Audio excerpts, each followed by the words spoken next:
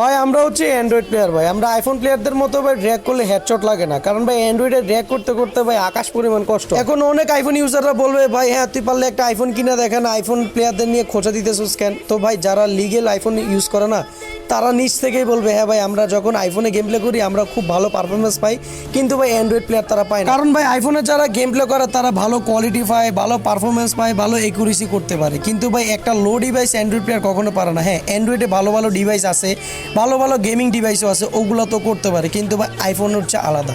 IPhone আপনি যখন খেলবেন না কখনো আপনার রিকোয়েল প্রবলেমটা ফিল করবেন না, করবেন মাঝে সময়, কিন্তু ভাই অ্যান্ড্রয়েডে মাঝে সময় আপনার এমন ল্যাগ দিবে আপনি মানে না চাইতেও আপনি মোবাইলটারে একবারে ফেলে দিবেন, না হলে একটা আসার দিবেন।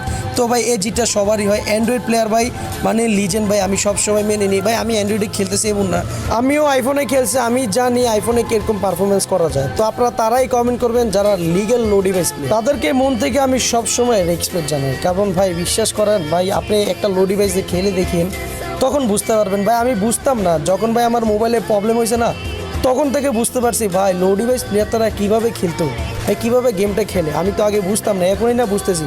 পরিস্থিতির শিকার হলে ভাই সবই বুঝতে পারে, বুঝছেন ভাই। বিশ্বাস করেন ভাই আমি কখনো কল্পনা করি না আমি এরকম একটা ডিভাইসে খেলবো।